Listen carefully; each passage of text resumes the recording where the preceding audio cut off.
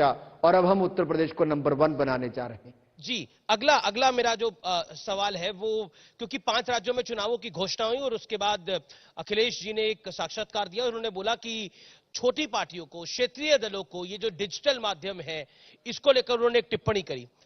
आप उस पर क्या कहना चाहते हैं? उन्होंने बोला कि बड़ी पार्टियों को तो इसका लाभ होगा, लेकिन छोटी पार्टियों को इसका नुकसान होता है।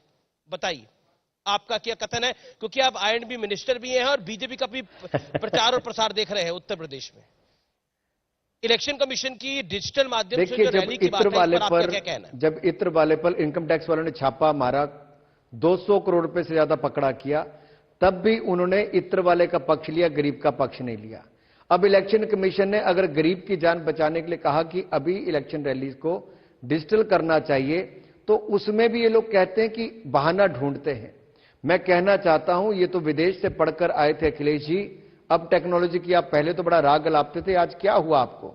ये ईवीएम का भी विरोध करते थे, ये चुनाव हारने के बाद ठीकरा ईवीएम पर फोड़ते थे।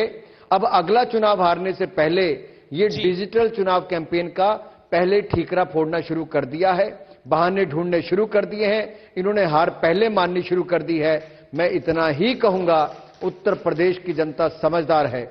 उत्तर प्रदेश की जनता ने देखा है कि योगी आदित्यनाथ जी की सरकार ने करोड़ों शौचालय बनाकर दिए, 46 लाख पक्के मकान बनाकर दिए, हर गांव हर घर को बिजली भी लाकर दी है। हमने लगातार जनता के बीच में जाने का काम किया, मुफ्त में राशन देने का काम भी किया है, गांव को सड़कों से जोड़ा, जो एक्सप्रेसवे चलाए उनको भी गांव की सड़कों के साथ जोड़ने का हमने काम किया। लोग एम्स में दिल्ली आया करते थे, हमने रायबरेली और गोरखपुर में 2-2 एम्स बनाकर दिए। तो हर जिला में एक मेडिकल कॉलेज और अस्पताल की सुविधा हमने देने का काम किया, बिजली भी पहुंचाई, रोटी भी दी, रोजगार भी बिन भेदभाव दिए हैं, किसी की जाति धर्म पूछे बिना। यह अंतर देखने को मिलता है। अच्छा, पर वो कहते हैं कि हम तो लैपटॉप बांटने वाले हैं, हम डिजिटल के विरोधी कैसे हो सकते हैं? उन्होंने तो आज हमारे मंच पे बोला कि चाहे केशव मौर्य हो, चाहे योगी आदित्यनाथ हो, इनको लैपटॉप ही नहीं चलाना आता। देखिए, जिनको चलाना आता है उनको देने का अगर काम करना है, अगर अखिलेश जी को चलाना आता है तो डिजिटल कैंपेन से क्यों भागते हैं जी? तो क्यों दर्द होता है, क्यों डर है, क्यों खौफ है, क्यों हार का डर सता रहा है? ये हार का डर डिजिटल कैंपेन से नहीं सता रहा, ये हार का डर उस लाल रंग का सता रहा है जो कई लोगों के खून के साथ जुड़ा हुआ है, जो गरीब की रोटी छीनने का, उसकी जमीन छीनने का, उसको किसी बहन के सुहाग को छीनने का काम था और गुंडा राज, माफिया राज को संरक्षण देने का काम था। ये डर आज भी उनके जहन में है और जो भ्रष्टाचार का पैसा पकड़ा जाता है उस पे भी ये कोई आज तक अपनी साफ टिप्पणी नहीं कर पाते हैं।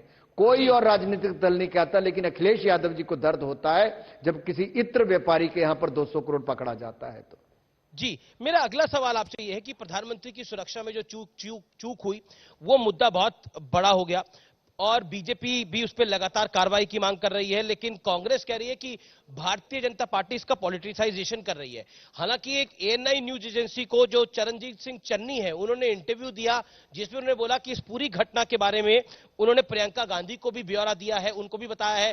बीजेपी कह रही है कि संवैधानिक पद का दुरुपयोग किया है चरणजीत सिंह चन्नी ने, ऐसा क्यों? दुख इस बात का है जो प्रधानमंत्री जी की सुरक्षा में चूक हुई और उस राज्य में हुई जिस राज्य ने बहुत लंबे समय तक आतंकवाद का दौर देखा। पंजाब शांतिपूर्ण हो, पंजाब का विकास हो, पंजाब के लिए 43,000 करोड़ रुपए के प्रोजेक्ट देने प्रधानमंत्री जी जा रहे थे।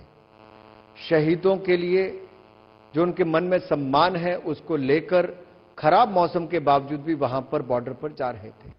इसके बावजूद जो उनकी सुरक्षा में चूक हुई, वहां पर राज्य की सरकार का माफी मांगना तो दूर, जिस तरह के बयान आ रहे हैं वो अपने आप में दिखाता है कि कांग्रेस की हाईकमान की चुप्पी एक बहुत बड़ा संकेत दे रही है। पर चरण सिंह चन्नी ने बोला कि जब उनसे सवाल पूछा गया और इसका कहीं ना कहीं देश की जनता भी जवाब मांगती है कि आखिरकार प्रधानमंत्री जी की सुरक्षा के उनसे सवाल पूछा गया कि सोनिया जी को आपने बताया, तो उन्होंने बोला मैंने प्रियंका जी को बताया इस पूरी घटना के बारे में। अब बीजेपी कह रही है कि प्रियंका गांधी को किस तर्ज पर वो बता सकते हैं, उन्होंने संवैधानिक पद की शपथ ले रखी है। आपने मेरी बात अमीश जी पूरी नहीं होनी थी, मैं वही कह रहा था जी कि कांग्रेस हाईकमान चुप क्यों है। प्रधानमंत्री जी की सुरक्षा में चूक हुई, उनके शासित राज्य में हुई। कांग्रेस हाईकमान की चुप्पी, सोनिया गांधी, राहुल गांधी जी की चुप्पी क्यों? जिस पार्टी के पास आज तक अपना अध्यक्ष नहीं, जो अपना अध्यक्ष 2 साल से न चुन पाए, 19 की हार के बाद, बाकी हार के बाद जो आज तक उस हार से बाहर ना निकल पाए, उस पार्टी की प्रदेश की सरकार में यह कांड हो जाता है और वो चुप रहते हैं। यह अपने आप में बहुत बड़ा प्रश्न चिन्ह खड़ा करता है। और उसके बाद एक प्रश्न चिन्ह यह खड़ा होता है कि उस राज्य का मुख्यमंत्री जवाबदेह किसके प्रति है। प्रियंका जी किस पद पर है जी, ये प्रश्न खड़ा होता है। और सोनिया जी, राहुल जी इस पर चुप क्यों है? प्रधानमंत्री जी की सुरक्षा में चूक हुई।